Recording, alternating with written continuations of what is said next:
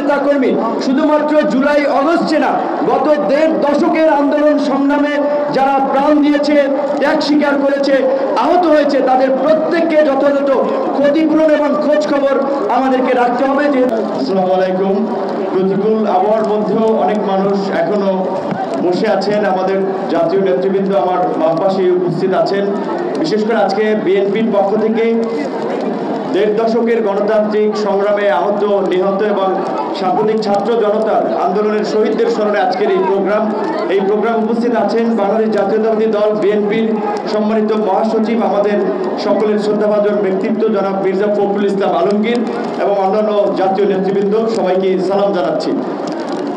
সাম্প্রতিক ছাত্র জনতার আন্দোলনের নিহত শহীদ সহ গত 1.5 দশকে আমরা আমাদের অনেক ভাই বন্ধু স্বজনদেরকে আমরা হারিয়েছি। আজকের এই ছাত্র জনতার গণ অভ্যুত্থান এটি শুধু 1.5 মাসের আন্দোলন সংগ্রামই হয় নাই, এটা গত 1.5 দশকের একটা ধারাবাহিক আন্দোলন সংগ্রামের একটা সফল পরিণতি। এই আন্দোলন সংগ্রামে যারা ত্যাগ স্বীকার করেছেন, যারা নিহত হয়েছেন, তাদেরকে আমরা আজকে শ্রদ্ধার সাথে স্মরণ করছি। আমরা সুস্থতা কামনা করছি, মঙ্গল কামনা করছি।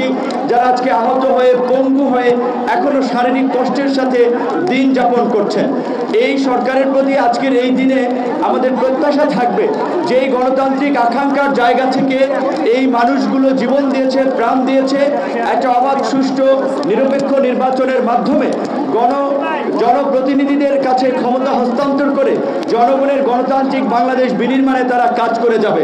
আজকের রাষ্ট্র সংস্কার সকল রাজনৈতিক দল, নাগরিক সমাজ, সুশীল সমাজ সবাই বলছে এই রাষ্ট্র সংস্কারের জন্য কিন্তু আমরা গত 1 বছর আগে 42টি রাজনৈতিক দল একমত হয়ে রাষ্ট্র সংস্কারের রূপরেখা হিসেবে আমরা 31 দফার কর্মসূচি দিয়েছি। 31 দফার পাশাপাশি আরও যদি সময়ের প্রয়োজনে যদি নতুন কোনো দাবি কিংবা দফা ইনক্লুড করার প্রয়োজন হয়, সেটার আলোকে আগামীর বাংলাদেশ সংস্কার করে আমরা জন আকাঙ্ক্ষার বাংলাদেশ বিনির্মাণ করব। আমার সর্বশেষ কথা হচ্ছে এটাই যে আসলে আমরা কিন্তু যারা এই আন্দোলন সংগ্রামে ত্যাগ স্বীকার করে শহীদ পরিবার, তাদের কথা কিন্তু আমরা ভুলে যাই। আজকের এই শহীদদের কথা যদি আমরা ভুলে যাই, আবার কিন্তু আমরা একটা ইতিহাসে আমরা কাঠগড়ায় দাঁড়াবো, আমরা একটা সংকটে পড়ব।